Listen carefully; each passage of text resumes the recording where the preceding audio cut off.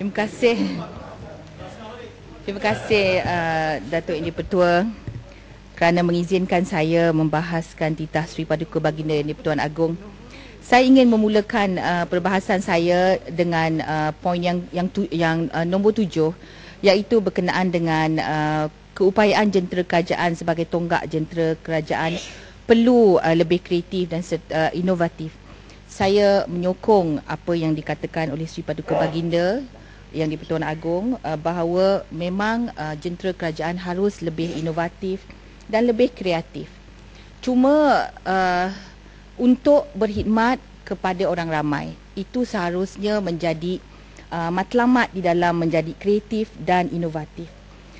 Akan tetapi saya ingin memberitahu kepada Dewan Yang Mulia ini, Tuan Datuk Yang di-Pertua, bahawa Suruhanjaya Pilihan Raya sudah digunakan secara inovatif dan kreatif untuk menipu dan untuk menggunakan platform itu atau wadah itu untuk memutarbelitkan daftar pemilih, serta juga ada integriti data serta integriti sistem, Datuk Yang di-Pertua. Saya ingin membawa hujah saya seterusnya. Pada suku yang ketiga 2011, Datuk Yang di-Pertua, 8,707 nama didaftarkan sebagai pengundi pos ataupun masuk tentera, masuk polis.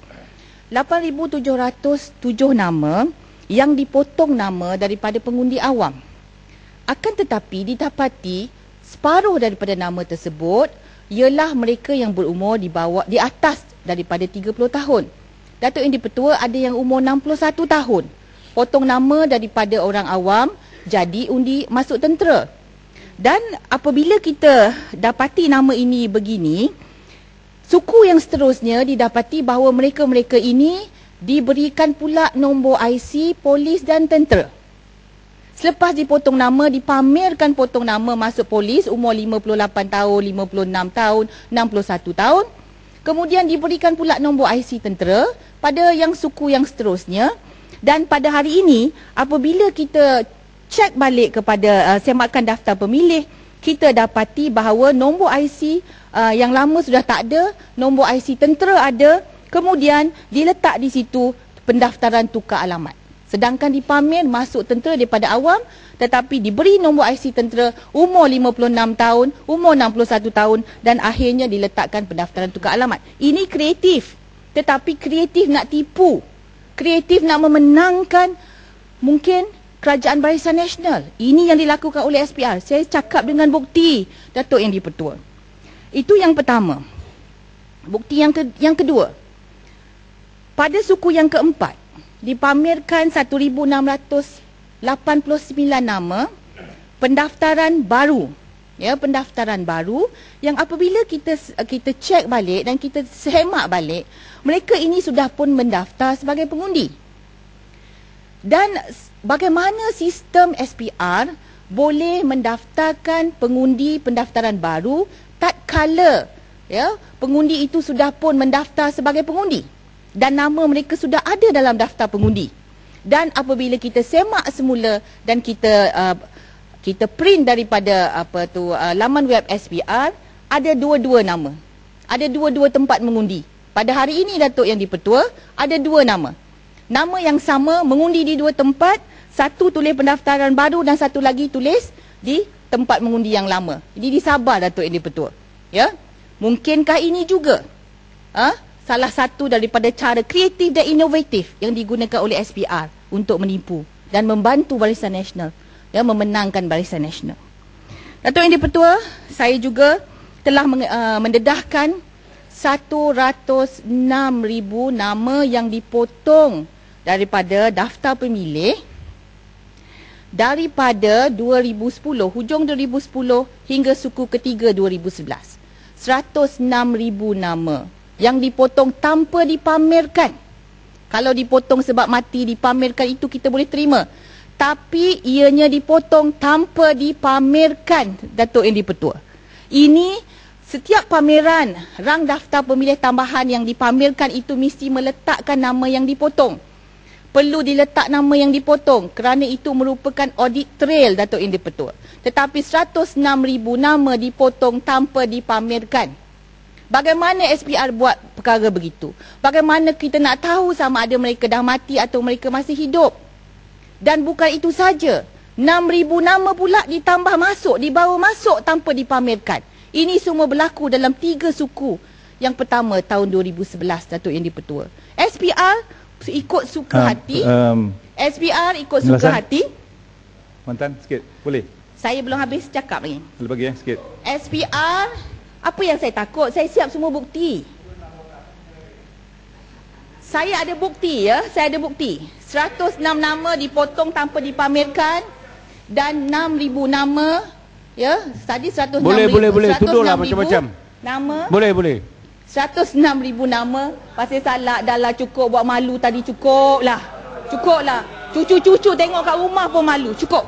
Boleh. Datuk Yang di-Pertua, boleh lagi. 106,000 nama dipotong tanpa dipamerkan.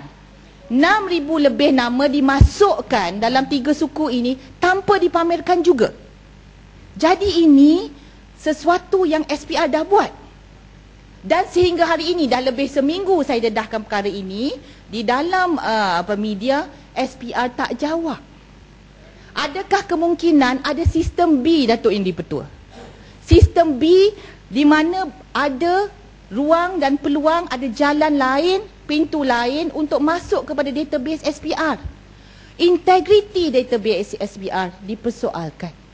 Bukan saja database SPR dipersoalkan, integriti sistem SPR dipersoalkan. Mantan, nak sokong. Betul ni. Boleh sikit? Okey, sikit je. Ya. Yang Berhormat Speaker, Yang Berhormat Kuantan, sebenarnya saya ada bersetuju dengan pendapat dan pandangan daripada Kuantan tadi. Sebab perkara yang sama juga berlaku di tempat saya. Secara kebetulan, orang yang nak mengundi ni adalah cikgu saya. Dia kata, Hamim, cikgu tak dapat mengundi kerana nama saya orang dah undi. Maknanya tadi, kemungkinan ada berlaku kesilapan di mana-mana tentang SPR ni. Buktinya di tempat saya pun berlaku. Tetapi hujurnya Yang Speaker, Yang Berhormat daripada Kuantan, janganlah tuduh BN sebab berlaku di tempat saya. Sekian, terima kasih. Apabila Ledang bercakap berkenaan dengan orang dah mengundi, itu one off Datuk Yang di-Pertua. Saya bercakap berkenaan dengan sistem. Saya bercakap berkenaan dengan database, integrity sistem SPR. Saya khuatir, sangat-sangat khuatir ada sistem B. Maksudnya, kalau ada sistem A, ada satu sistem, kita ada satu jalan sahaja untuk masuk ke database SPR. Tetapi segala perkara ini, kalau boleh dikeluar macam ini, print 2 tempat mengundi, satu pendaftaran baru dan satu tempat mengundi yang sekarang, ini menunjukkan bahawa ada sistem B, Datuk Yang di-Pertua. Siapa yang ada akses kepada sistem database SPR? Integriti database itu boleh dipertikaikan. Dan kalau kita boleh pertikaikan, maksudnya seluruh pilihan raya ini boleh kita pertikaikan. Keputusan pilihan raya juga boleh kita pertikaikan. Kita dengar pihak Barisan Nasional mengatakan mereka akan pertahankan Putrajaya walau apa sekalipun. Adakah kemungkinan ini caranya? Adakah kemungkinan ini caranya? 106,000 nama dipotong tanpa dipamerkan. Bagaimana kita tahu kalau nama itu sudah hidup atau masih hidup atau mati? Jawapannya itu memalukan Dewan. Memalukan Dewan. Ya, memalukan Dewan kalau jawapannya begitu. Kita Datuk Yang di-Pertua, integriti. Saya mengatakan bahawa integriti database, integriti sistem harus kita pertikaikan, harus kita persoalkan. Malah sekiranya pengarah pilihan pengerusi SPR serta timbalan pengerusi SPR tidak boleh menjawab, mereka harus letak jawatan. Bukan saja mereka potong nama ikut suka, bukan saja mereka masukkan nama ikut suka, mereka alih pengundi pun ikut suka. 31,292 pengundi dipindahkan tempat mengundi dalam luar SPR daripada kawasan luar daripada kawasan parlimen. Ini bukan one orang-orang off PAS cerita-cerita. bekerja dalam SPR Bukan banyak one bantu PAS. Datuk Yang di-Pertua, bantu tolonglah. DAP. Masa saya dah singkat. Ya. Datuk Yang di-Pertua, tolong. Saya pohon. Jangan ganggu, tolong. 31,292 pengundi dipindahkan tempat mengundi mereka. Dikeluarkan daripada DUN dan dikeluarkan daripada parlimen. Ada yang pindah keluar mengundi di negeri yang lain. Seperti apa yang berlaku kepada Menteri Besar Selangor. Walaupun timbalan pengurusi SPR mengatakan bahawa itu di dalam undang-undang. Beliau mengatakan bahawa tidak dipindahkan. Wan Ahmad mengatakan beliau tidak dipindahkan. Dia mengatakan kepada Menteri Besar, ya, beliau masih didaftarkan di alamat yang sama. Tetapi sempadan telah diperbetulkan selaras dengan Akta Pilihan Raya 1958. Sempadan diperbetulkan. Sedangkan kita tahu bahawa sempadan itu hanya boleh diperbetulkan pada waktu persempadanan semula yang last kali berlaku pada 2003. Patutnya berlaku lagi sekali, tetapi tidak boleh dibuat kerana memerlukan 2/3 majoriti. Tetapi SPR terus melakukannya. SPR bukan sahaja melakukannya, SPR mengatakan bahawa ianya sah. Ini merisaukan saya. Ini merisaukan kita semua dan membuktikan bahawa SPR menjadi alat.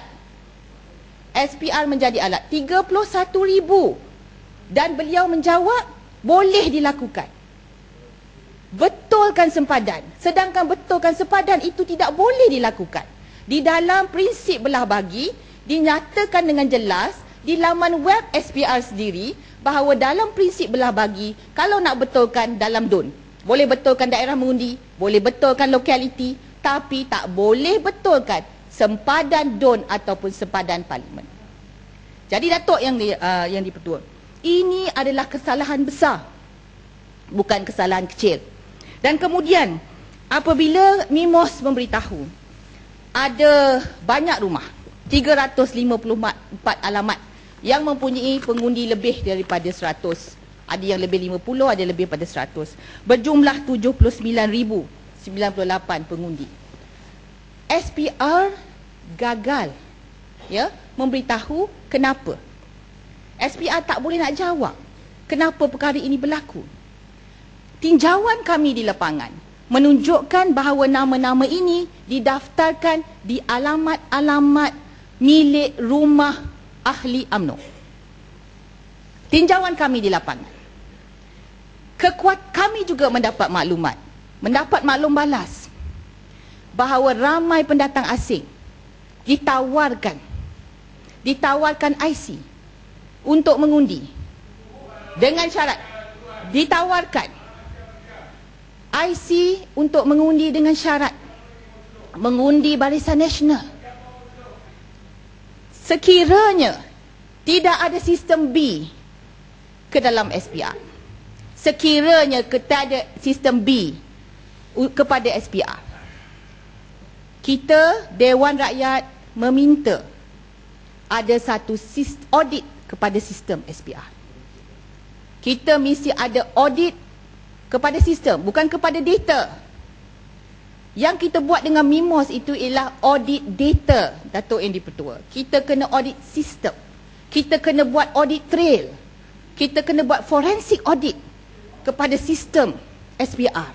Ianya amat dikuatiri bahawa ianya sudah dicemari guna cara yang kreatif tetapi untuk menipu dan untuk mempertahankan kepentingan-kepentingan beberapa ataupun sesiapa. Datuk yang Pertua, ini perkara yang cukup serius. Bukan isu kecil. Tetapi adakah kemungkinan kalau dibenarkan mereka-mereka yang tak layak mengundi dimasukkan nama di dalam daftar pemilih, akhirnya masa depan negara kita ditentukan oleh hantu. Bukan ditentukan oleh rakyat, tetapi hak rakyat diambil alih oleh mereka-mereka yang tak layak untuk mengundi. Datuk yang dipertua, setakat ini tidak ada maklum balas, tidak ada jawapan daripada SPR. Kalau dulu SPR boleh kata bahawa itu tidak benar. Tetapi berkata dengan tidak benar, tidak cukup, Datuk Yang di-Pertua. Mesti disediakan dengan bukti. SPR mesti berlapang dada menerima satu audit kepada sistem. Jabatan Perdana Menteri mesti melepaskan SPR daripada cekaman Jabatan Perdana Menteri. SPR mesti diletakkan di bawah Parlimen. Walaupun ada jawatan kuasa pilihan khas sekarang ini, tetapi masih terus SPR gagal, engkar, enggan untuk bekerjasama. 42,000 tak mahu dipotong nama. Kononnya atas alasan tak ada kuasa nak memotong nama. Walaupun nama itu ragu. Tetapi 106,000 nama dipotong ikut suka-suka. SPR memberitahu bahawa 70,000 nama adalah nama orang yang sudah mati. 40,000 lagi nama yang macam mana? Dan SPR 70,000 pun tidak dipamerkan. SPR kata mereka ada link dengan JPN. Tetapi siapa mereka? Adakah betul-betul mati? Saya tengok senarai 106,000 itu. Kemungkinan ada yang mati. Ramai yang tua. Tetapi ada juga yang muda. Bagaimana kita tahu sama ada mereka betul-betul adalah di dalam daftar orang yang dah mati? Datuk Yang di-Pertua, kalau tak ada dipamerkan. Jadi ini isu yang serius, menggugat keselamatan negara. Ini seharusnya diambil serius oleh semua, sebelah sana dan sebelah sini. Ianya menentukan masa depan negara. Bagaimana arah dan hala tuju negara akan ditentukan sama ada kita mampu atau tidak menangani isu ini dengan kredibel. Cukuplah integriti SPR dipersoal. Jangan integriti Parlimen juga dipersoal. Datuk Yang di-Pertua, minta lalu Yang Berhormat. Terima kasih Yang Berhormat. Saya tertarik dengan apa yang dibahaskan oleh Yang Berhormat. Dan isu ini adalah isu yang sangat besar yang melibatkan kepentingan masa depan negara. Saya ingin pandangan Yang Berhormat. Di mana kita dapati ada juga sindiket yang melaksanakan kerja memberi kad pengenalan kepada warga asing. Dan ini juga terdapat terutama di kawasan sempadan. Di kawasan saya juga terlibat di mana kita dimaklumkan banyak warga negara Thai yang berada di sempadan dengan Malaysia, terutama di selatan Thai, diberi IC oleh pihak-pihak sindiket tertentu untuk menjadi pengundi bagi pihak parti pemerintah dengan syarat. Jadi ini adalah satu lagi kita lihat bagaimana kotornya permainan ini, dan kita dimaklumkan ada satu agensi, ada satu unit khas yang melaksanakan kerja ini di bawah JPN. Apa pandangan Yang Berhormat? Terima kasih Rantau Panjang. Datuk Yang di-Pertua, memang kita dengar, kita dapat banyak laporan yang sedemikian. Akan tetapi apabila setiap kali kita meminta mereka membuat akuan bersumpah, tidak ada siapa yang berani, Datuk Yang di-Pertua. Kerana mereka mengharapkan sangat untuk mendapatkan kad pengenalan warga kewargaan negara. Jadi mereka tak berani. Akan tetapi maklum balas daripada majikan-majikan mereka jelas. Ya, maklum balas pada majikan mereka tak boleh bagi tahu kerana nanti mereka tak dapat warga kewarga negaraan dan mereka tak dapat. Akan tetapi, okey, saya tak boleh buktikan yang itu. Tetapi kalau sekiranya dakwaan saya tadi di dalam rumah yang ramai-ramai didaftarkan pengundi itu seperti di bandar, kalau di rumah panjang kita boleh terima. Kalau di rumah panjang kita boleh terima bahawa mereka itu memang didaftarkan dalam satu alamat. Tetapi kalau di bangsa, kita di apartmen, ya, didaftarkan 100 nama dan tuan rumah dah duduk daripada awal hingga sekarang, tak kenal pengundi-pengundi yang didaftarkan, ada sesuatu yang tak kena di sini. Jadi Datuk Yang di-Pertua, saya perkara ini kalau tidak mahu ditangani, ya, maka rakyat memang begitu kecewa di bawah sana kerana rakyat mahu melihat pilihan raya yang adil dan bebas. Datuk Yang di-Pertua, saya nak sambung satu poin lagi sebelum saya berakhir berkenaan dengan teknologi hijau. Teknologi hijau dengan tenaga hijau mesti dibezakan. Apa maksud teknologi hijau? Teknologi hijau bermaksud daripada cradle, daripada buaian hinggalah ke kubur. From the cradle to the grave. Semuanya mesti hijau. Dan hijau itu mesti selari dengan definisi pembangunan lestari ataupun sustainable development. Pembangunan lestari ataupun sustainable development mestilah pembangunan yang tidak menggadaikan impak sosial, ekonomi, ya, alam sekitar dan kesihatan. Saya nak tegaskan sekali lagi di sini bahawa Lynas Advanced Material Plant tidak termasuk di dalam teknologi hijau. Walaupun rare earth element itu seperti yang mereka katakan ialah elemen yang strategik di dalam teknologi hijau. Betul, rare earth element digunakan dalam teknologi hijau untuk buat wind turbine, ya, untuk buat high powered magnet wind turbine, high powered magnet untuk hybrid cars dan sebagainya. Tetapi proses refinery mengeluarkan ekstraksi rare earth element itu bukan hijau. Kerana proses itu meninggalkan sisa dan juga proses itu mencemari alam sekitar. Maka Datuk Indi Petua, terima kasih kerana berikan saya izin bercakap tentang perkara ini, kerana apabila saya cakap tentang keselamatan Lynas, ianya melibatkan perkara itu. Ianya bukan radiasi semata-mata.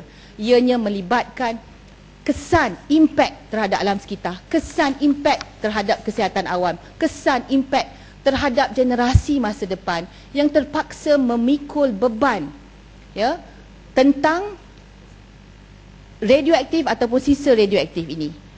Ada lawatan daripada Kuantan ke Bukit Merah. Director General AELB kata boleh buat laman taman permainan. Akan tetapi apabila lawatan daripada Kuantan pergi ke Bukit Merah, mereka membawa Geiger counter dan mendapati bahawa bacaannya begitu tinggi sekali. Ya, bacaannya dalam 2.5 milisievert. Tinggi berbanding dengan pasir-pasir di radiasi yang dikatakan oleh media-media arus perdana, di mana di pantai pun ada radiasi, iaitu 0.6 di Teluk Cempedak, ya, bacaannya. Jadi ini menyeleweng, dan demi rakyat Kuantan saya pohon sangat supaya isu ini tidak dipolitikkan. Saya tak pernah mempolitikkan isu ini. Isu ini saya cakap daripada awal. Yang mempolitikkan ialah belah sana. Yang mati-matian nak mempertahankan Lynas ialah belah sana. Lynas ialah syarikat Australia 100%. Apa yang belah sana dapat, saya tak tahu. Kalau saya tahu, saya akan dedahkan juga dalam dewan ini. Datuk Indi Petua, terima kasih.